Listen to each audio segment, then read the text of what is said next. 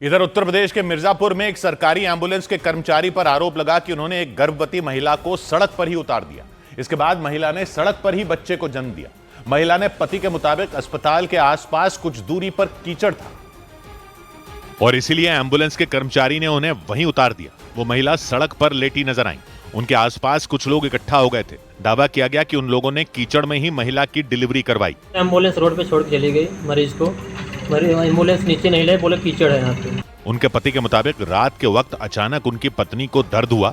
इसके बाद एम्बुलेंस बुलाई गई, लेकिन अस्पताल से कुछ दूरी पर कीचड़ जमा हुआ था। ऐसे में एम्बुलेंस के कर्मचारी ने अस्पताल तक जाने से इनकार कर दिया और उन्हें रास्ते में ही उतार दिया। उधर मध्य प्रदेश बालाघाट में सरकारी एम्बुलेंस सेवा के कर्मचारियों पर मरीज को अस्पताल पहुंचाने के लिए रिश्वत मांगने का आरोप लगाया गया। इतना ही नहीं, मरीज के घर वालों ने दावा किया कि अस्पताल पहुंचने में हुई देरी की वजह से रास्ते में ही 20 साल की गायत्री की मौत हो गई।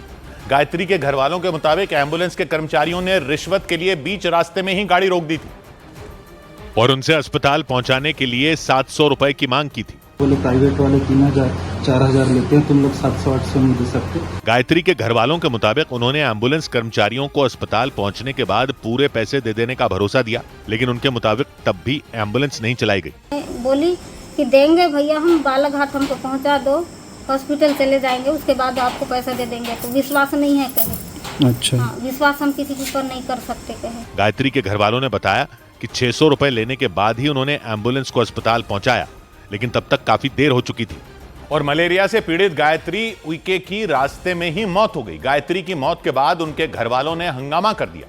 उन्होंने एम्बुलेंस कर्मचारियों की लापरवाही से गायत्री की जान जाने का आरोप लगाया।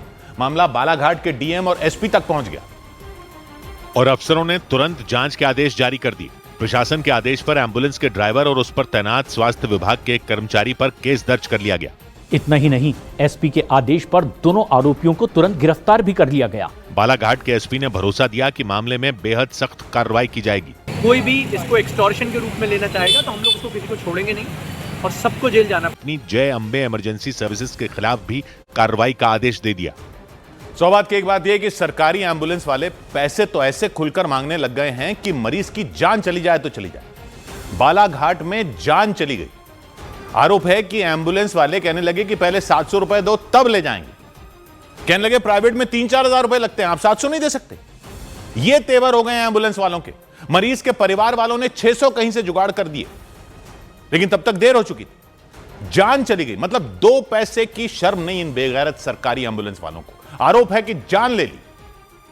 एम्बुलेंस का ठेका उठाने वाली कंपनी पर एक्शन तो हो गया, लेकिन यह तो सबको दिख ही रहा है कि इन्होंने धंधा बना लिया है सरकारी एम्बुलेंस को। क्या अधिकारियों को पता नहीं चलता कि ऐसे पैसे मांगते हैं ये लोग? ये तो यहां पर मरीज की मौत हो गई तो हल्ला हो गया, लेकिन ये अगर सच है तो ये तो रोज की बात होगी ना। हत्या नहीं है तो ये और क्या है? पब्लिक के पैसे से एम्बुलेंस चल रही है और ये अलग से अपने पैसे भी लेते हैं। तो जो अधिकारी इन लोगों को एम्बुलेंस चलाने का काम देते हैं उनकी जिम्मेदारी कैसे नहीं है? 100 बात की एक बात।